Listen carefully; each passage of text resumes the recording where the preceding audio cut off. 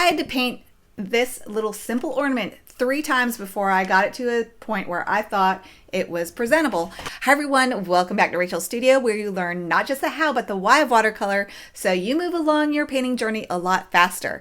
And in today's tutorial, it's going to be quite a journey because I asked you all on my community tab whether you would like just the condensed version where I show you my successful start to finish process of how I painted a glittery Christmas ball. And I asked you, would you like to see just that, or would you like to see the long road it took to get to a glittery Christmas ball? Yes, folks, it did. It took me 3 tries. Not 1, not 2, but 3 tries to just paint what you would think would be a fairly simple process for this glittery Christmas tree ball. But these balls gave me problems, y'all. And so I asked you all on my community tab, be sure to check out my community tab, by the way, because you can see what's going on in my artistic journey. You can see what's coming up. You can see what I'm working on. And I keep in closer contact with you all there. But anyway, you all voted that you want to see the experimental long-winded process. So, okay, I'll show you the long-winded experimental process. But I promise you this, I learned a lot. You will learn a lot. And I'm going to share a little bit about my process that I've been going through painting this little booger as well. In fact, I should show you all the paintings of Parker.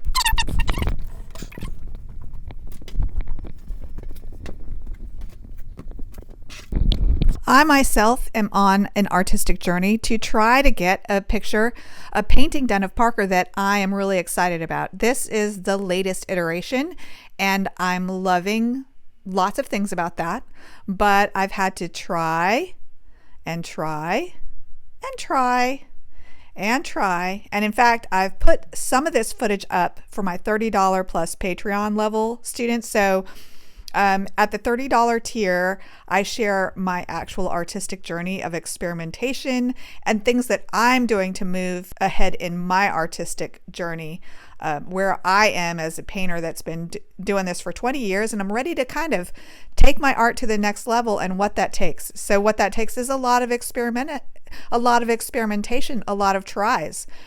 And as you can see, I mean, these are not even all the paintings I've done of Parker over the years. I've done so many of them, and I've had so many failures.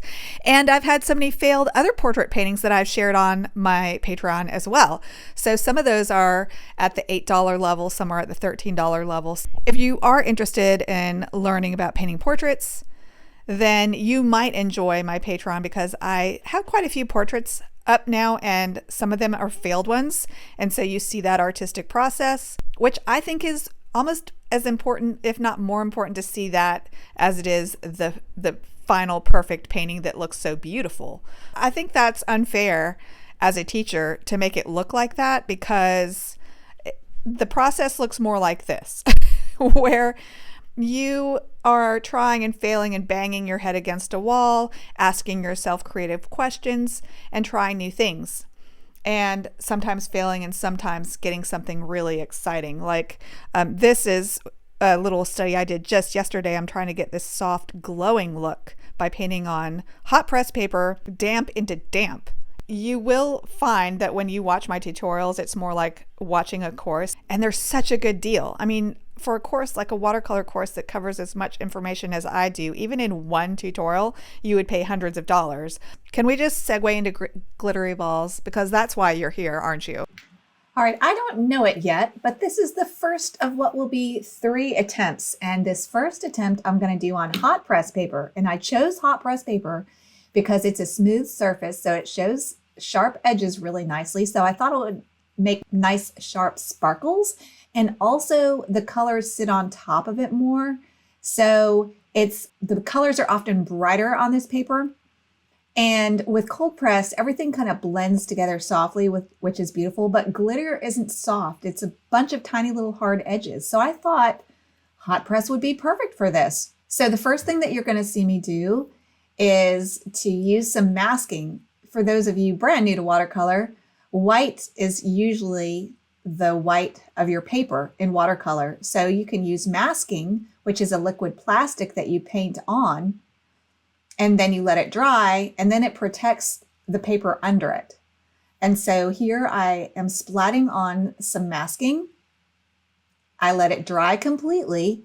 And now I'm going to put on some tea consistency colors as an underpainting. And I am doing a wet and wet technique where I'm going to drop in a bunch of different colors. There I put some permanent green light. Here I have a bunch of Winsor violet in my brush. When I first started, I had more yellow mixed in with my M-gram naphthol red. And so I wanted all these colors to kind of melt and merge together kind of in a dreamy way to create a really pretty underpainting of several colors. So it was more dynamic with the colors. Then I let that completely dry, and then I splatted on more masking.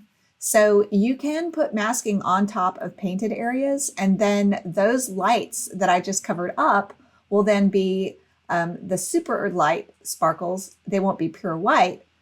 And so I would have several different values of sparkles, which if you look at the reference photo, there's different values of sparkle. And here I'm painting in some purples. When I look at my reference, I see some really deep reds, which is basically red with purple. So that's why I put all this purple in. But I was painting it wet and wet, so I feel like it got a little crazy. And what I discovered, and I knew that this probably might happen, is when you take the masking off, the paper tears. So that's happening. But anyway, you can kind of see the sparkly effect still that we're going to get on cold press. I just wanted to use hot press because hot press makes the colors look brighter. And I like that. So, you know, I was hoping to be able to get that bright effect that you can get with hot press. But no, it tears too much. So I am going to turn to my old standby that I almost always end up turning back to, which is Arches Cold Press. Arches Cold Press is one of the best papers for beginners to use, I think, because it blends so beautifully. But I don't think this ornament is a blendy type of project. But nonetheless, I'm going to use it because another good thing about Arches is that it doesn't tear. It's very hard for it to tear. I love to use it when I know I'm going to use a lot of stiff scrubbing, and also when I'm using a lot of masking like I'm doing here. I'm splatting it on. And so we're going to let that completely dry. And then we're going to try something a little different. I'm going to get the whole ball wet. Here I'm putting in some permanent green light, about milk consistency. Now I'm putting in some orange and red blended together. Then I'm putting some pure M-gram naphthol red, almost cream consistency.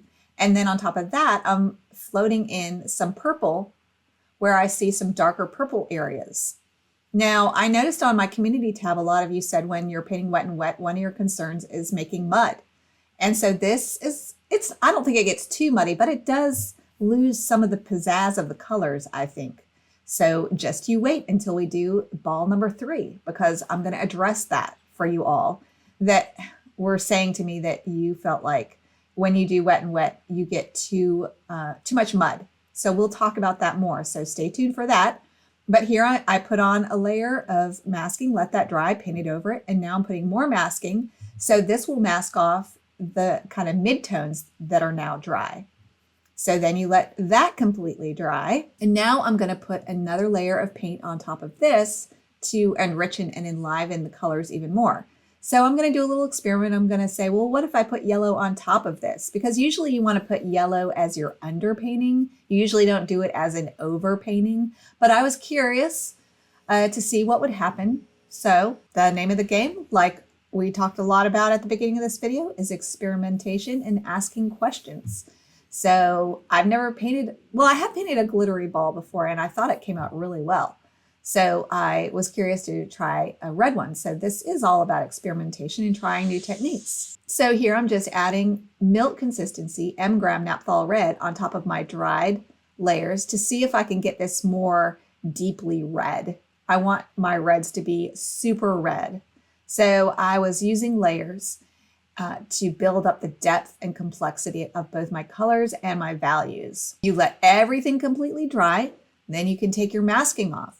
This is looking not bad, but I wanted to paint over some of those super whites because there's only like one little spot of super whites in the reference photo. So I wanted to honor that. And usually if you're trying to paint realism, what you do is you get a good reference photo and you make sure that you get your values right. So that's what I was doing. All right, I want to illustrate another thing for especially my beginners here. And I'm going to paint the topper. And this video footage is a little out of sequence. I had already painted my third try. I'd started the third try because I knew I wanted to try a third try, and I'd already painted the topper, and that reminded me I need to look at a reference. So even I forget that, but this illustrates how useful it is to always look at a reference when you are trying to get even an inkling of realism. Because when I painted this topper, I was looking at a reference photo, and someone even commented on my community tab that they liked the topper on this painting better.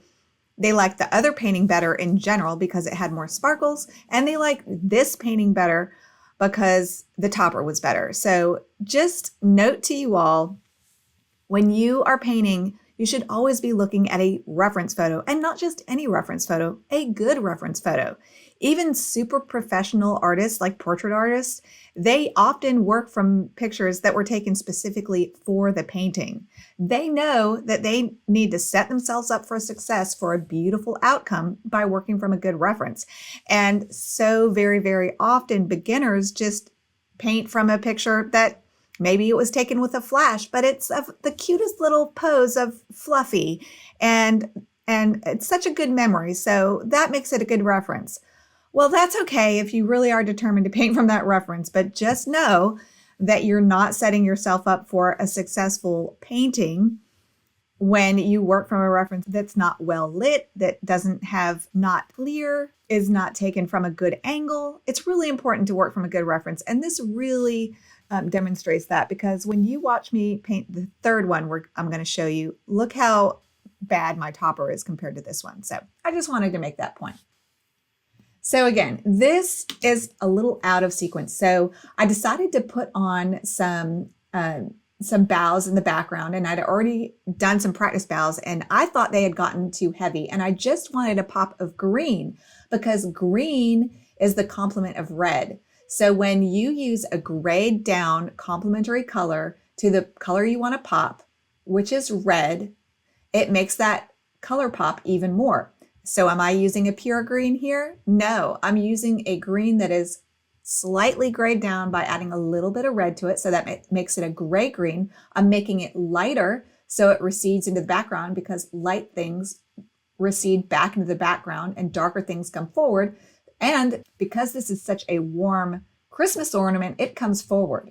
And it's darker than the greenery, so it comes forward. And the greenery is lighter and grayer, so it's receding more. Here I am painting the boughs of the Christmas tree, and I'm using a bamboo brush, which I really like because you can splay the bristles and you get really lyrical looking brush marks that look very much like the needles on a fir tree. So this brush is cheap, and it also makes just beautiful marks. And then I let my Christmas boughs totally dry, and then I did another layer of texture on top of those, which is the same exact technique I use to build layers in furry animals. Next, we'll paint try number 3 and use a different technique to build up my colors and values. And this is in response to some of you asking on my community tab how to better avoid mud. We're going to use a technique similar to what is called optical mixing as an experiment to see if we can get our colors even more vibrant. Previously, I'd let all the different colors melt together in one wash. In this try, we're going to start with just one color, let that completely dry, and then paint another color glazed on top of that. This technique is similar to optical mixing, where an artist makes a color by painting the two colors that make up the desired color next to each other. For example, pointillists paint blue and yellow dots next to each other so that the area looks green when looked at further away. This makes the color stay really pure and not get muddy. The next best thing is to paint with layers of pure color and let them influence each other. It's the same idea behind making green with saran wrap by using a layer of yellow under a layer of blue. If you paint a layer of yellow watercolor, let it completely dry, then paint a layer of red on top of that, it will result in a warmer, richer red that leans kind of orange. So I wanted to see if my colors would look more vibrant in this Christmas ornament if I painted the colors using this technique. So first, I painted a layer of yellow, painting around the white of the paper, which will be the sparkles at the end of the process. I'll let that completely dry and then put a glaze of watery red on top of that. I'll let some of the yellow stay pure yellow to add depth and dimension. So I'm using this yellow as an underpainting because I had remembered I made a short that was really popular a while back that said, put a layer of yellow under your reds to make your reds pop more. So I wanted to see if that would work here. And I also wanted to demonstrate optical mixing in an attempt to get a less muddy, more colorful, bright, brilliant outcome. So we're going to let this dry. And I was also just killing time and talking while I let this dry. I am very clumsy, so I ended up painting over some of the whites that I wish I would have saved a little bit better. But here I'm painting on completely dry yellow underpainting. So you have to let everything completely dry. And then you paint a milky tea layer on top of that. And watercolor is a transparent medium, which means successive layers affect each other. You can see the layers underneath the layer we're currently painting. And it makes this red really glow. I mean, it almost does look orange. It does look orange in parts where I have more water mixed into the red especially. But here I'm going in with almost cream consistency red and dropping that in. But see, I'm doing a pure color. I'm not mixing my paint on the palette. I'm mixing them with successive layers of pure color. So this is pure M. Graham Naphthol red, my all-time favorite red. I don't like alizarin crimson because it's staining. I don't like cadmium because it's chalky. I've tried a lot of reds, and after 20 years of painting, this is my very, very, very favorite. M. Graham Naphthol red is my very favorite red. And I do have a whole video that talks about all my paint colors, my 10 paint colors. And if you click on the link that I share with you, it won't take you out of this video. It will just queue it up for you to watch later. All right, so then we're gonna let all that dry. Now we're gonna do yet another layer, and I'm using kind of dabby strokes to emulate the sparkle of the ball. So I'm leaving little peeky poos of the underlying layers by painting around them. And this definitely looks brighter than my last attempt. So if you're getting too much mud from painting wet and wet, then try a version of wet and wet painting where you're only using pure colors with each other in each successive layer. Now here, I did want my purple red to merge with the red that I have down now because that's what my reference photo is telling me to do. So I'm just doing what my reference photo tells me to do, which is put in some purple red for the dark that will give this little ornament its dimension. All right, so I'm mixing a little bit of red now into I'm mixing a little bit of Winsor Violet into my red and putting yet another layer on top of perfectly dry paper, and that is the trick, so that the colors don't mix together and make a muddied, grayed down version of themselves. So let's see what we think of this version, painting this way. So again, I'm using dotty motions to emulate the sparkle in this ornament. All right, now I'm going to get an even darker mix of Winsor Violet. I added even a little bit of black, but notice I'm painting on perfectly dry paper here. You don't want too much of this because there's only a little bit of this in the reference photo. There's only a little bit of almost black looking purple. And you do want to paint a little bit darker than you want your paint to be because watercolor lightens as it dries. That's called the drying shift. But I lost my whites. You know, I was a little bit too heavy-handed with the paint and I ended up painting over some of my sparkly whites. So I'm cheating and I'm using kuretake white ink, which is something that I recently discovered. I love it so much. I did a whole video about it. You can even paint over large swaths of mistakes and paint over the kuretake white ink after it dries. This stuff is amazing. So be sure to check out that video about my kuretake white ink. But here I'm using a little bit of gel pen too, but the gel pen just, it doesn't cover as well as this kuretake white ink. I love it. All right, now I'm gonna paint in, I'm gonna practice my Rembrandt windmill edges. And if you don't know what Rembrandt windmill edges are, be sure to watch my video about Rembrandt windmill edges that teach you about how to not have your subject look like a cutout. You know what? I'm going to do you one better. I'm going to show you what the Rembrandt principle is right here in this video, and I'm going to take it as an opportunity to show you what I think is one of my best tutorials I've ever done of Sam the Tuxedo, which is at my $13 Patreon tier level. And I included everything I could think of to make a painting successful in that tutorial, so it's more like a course. So while this is going to be kind of a demonstration to show you how awesome my Patreon is and how much you will learn if you join my Patreon, it's also perfect for this video because I'm going to talk about Rembrandt edges a lot in this video, because at the very end, I'm going to zhuzh up my final ornament using the Rembrandt principle. So here we go. Here's a little snippet from Sam the Tuxedo $13 tier Patreon tutorial. If you've already watched my Rembrandt principle video, or you are already a Patreon member, you probably have already seen this, so you can skip ahead about 1 or 2 minutes. Right now we're talking about eyes. We do not want these bright yellow, beautiful eyes to look like fake flat cutouts. So how do we make them look like part of the painting, part of the cat, and not stiff and cut out and inorganic?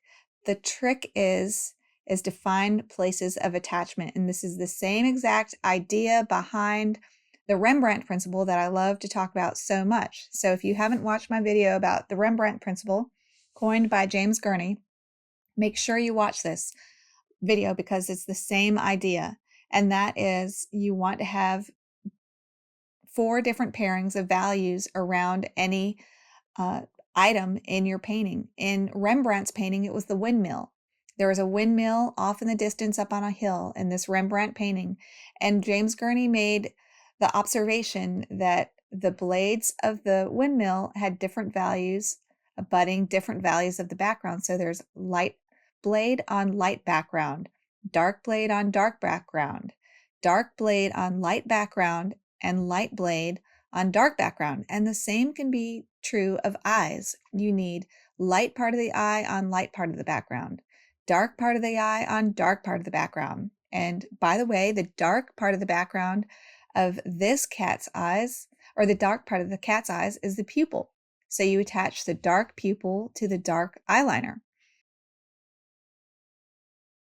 This red ball on a super white background looks like a cutout because it has all dark red edges against all white background. There's no combinations of light ball on light background, light ball on dark background, dark ball on light background, and dark ball on dark background. So here where the dark tree bough touches the dark part of the ornament, it creates kind of a lost edge. And that makes this ornament look more incorporated into the painting. And indeed, when I was painting this, I'm like, this is so ugly. This looks so bad. But it's funny because when I showed this painting as a choice on my community tab, this is the one that everyone liked the best. And I was like, really? Even with that?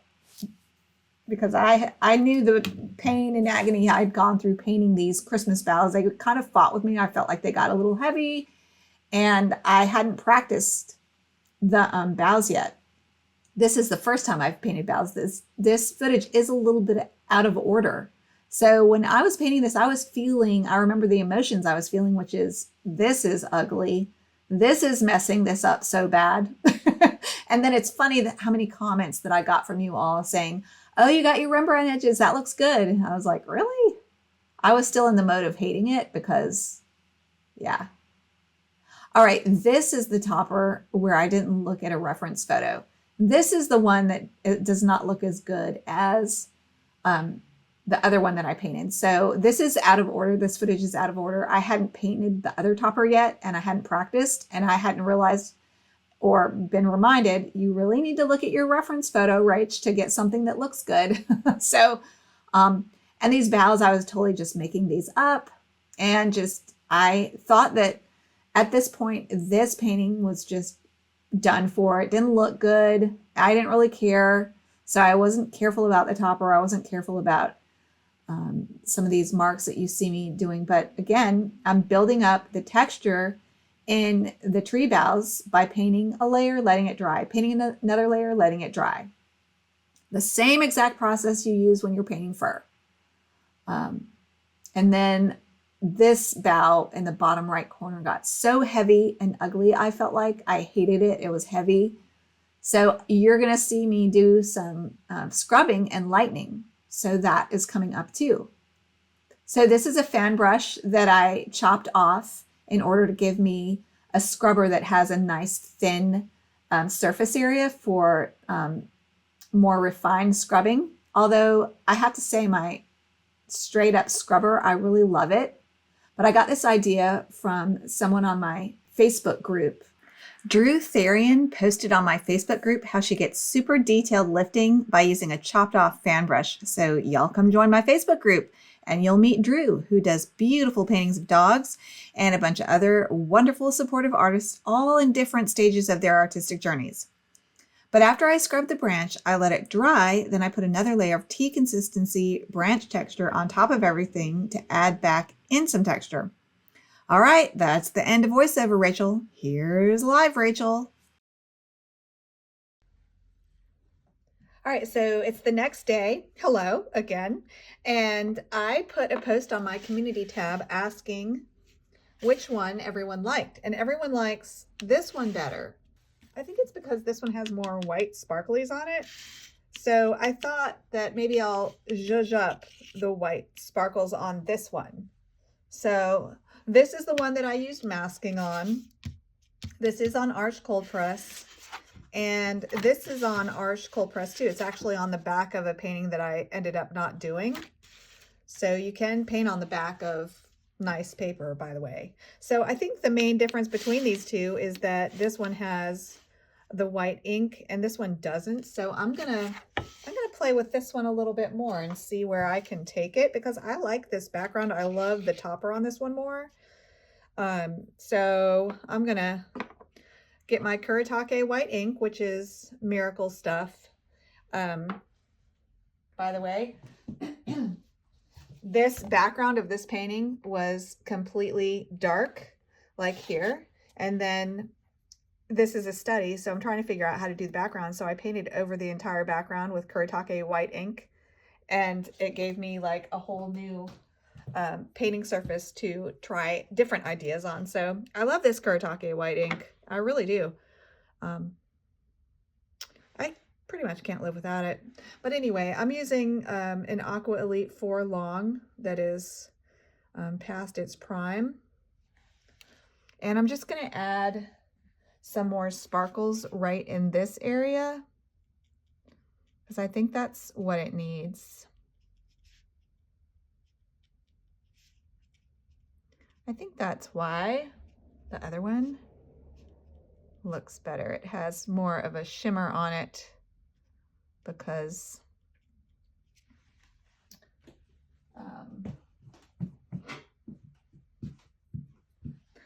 I'm gonna get my reference photo just to like hold my hand.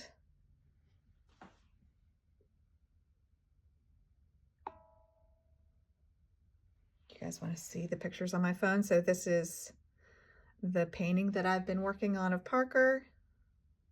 So that's what it looks like right now. I'm trying to get into a national show, and then I was trying to take thumbnails. And then this is the other painting I'm working on of Parker. And these are just pictures that I took. And this is the picture I took for my thumbnail for the video that's going live tomorrow on Saturday. This is a painting of Parker that I think is looking pretty good, actually. So there are a few sparklies here and there in other places of this painting. I think I actually need to put more sparklies on this one.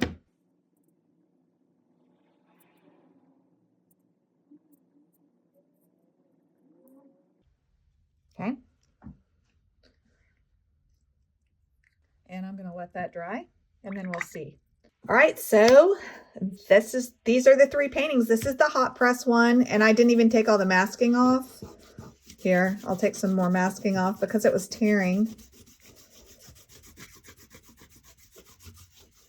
But that made a mess. So that one kind of got messed up, and I don't even think the colors look very bright on it, and that's because I worked wet and wet, and the purple really dulled down the red, didn't it, when it all melted together on the wet paper. So interesting, because I work that way a lot. I pre-wet my paper, and then I drop in colors so they all blend and merge together in a dreamy way. But that's just something to think about in the future, about having more crisp colors. But I paint animals a lot and they need to look natural, so I don't need to worry as much about mud. All right, so this is the one that we painted using optical mixing. And then this is the one that we used just a wet and wet technique, which is how I normally do. And I really gravitate towards this one still. And you all like this one, but maybe now you guys will like this one because it has more sparkle on it now than before. When I asked you on my community tab, I didn't have as much white glitter on it. So one other thing that I want to play with, because I'm not probably going to use these for much other than maybe sending them to friends for Christmas, I'm going to play with my Rembrandt edges, because you guys were like, I like this one better because it has Rembrandt edges. Here is a dark on dark. Here is a light on light edge. Light ball. Oh, look, opportunities to say ball a lot. Okay, here we go. Light ball on light background. Dark ball on dark background. We don't have light ball on dark background anywhere. But like I said with Rembrandt edges, you don't always have to have all 4 of the pairings. Even if you have 2 or 3, it's fine. So dark on light-ish, light on dark, no. And here's dark on light. There's a lot of medium on medium, which I think medium on medium is nice too. However, this one has dark on dark light, no light on dark, and no light on light. So how about we try to get a light on light with a scrubber? I don't know if that'll work. This is a lot of red, and red tends to be staining, but just as an experiment, and also to show you if this works, that it can dreamify things, I'm going to make a light area here, gingerly, because I don't want to.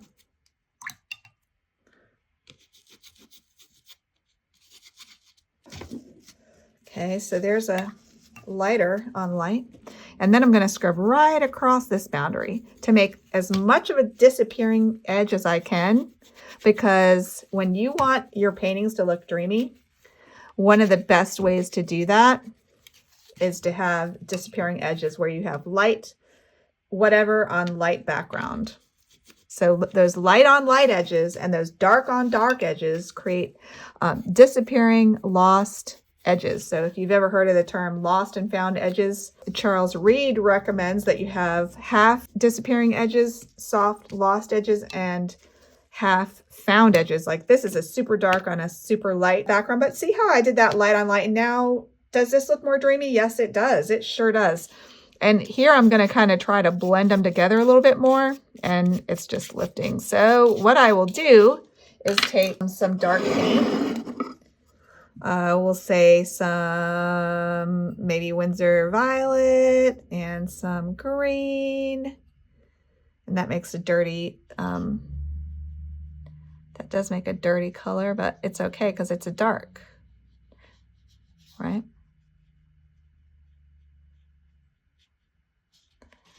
So it's okay. Everything will be okay. So there's a dark on dark edge. So now we have dark on dark, light on light, dark on light. Do we have light on dark? No. Where could we put light on dark? Maybe a little tiny skosh right here. Let me get some of my dirty green. You can get dirty green from red and permanent green light like that, right? This is a size 4 Aqua Elite Princeton long round brush. And so Let me try to make sure this is as dry as possible. And then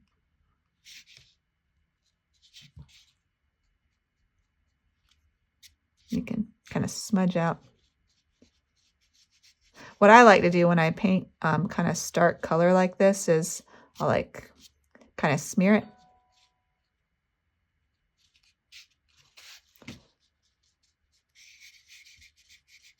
And this is kind of dry brush where I'm using the side of my brush and swishing like that. That's dry brush. And look at the nice texture. Painting fur and painting pine needles like this is really the same exact idea. So there's some dark on light, even if it's just a tiny, tiny, tiny little edge. Another thing that you can do to dreamify, sometimes it works. Let's see if this will dreamify it. What if we just kind of attach this ball? I like to, let me get a softer brush. Okay, I'm going to use a synthetic faux squirrel flat. And I'm going to make some of this bleed, some of the red bleed out. So it's kind of like dreamy in the shadows. You want dreamy shadows a lot of times.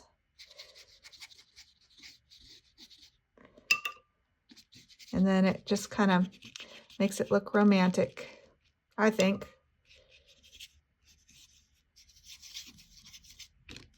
And attaches everything together.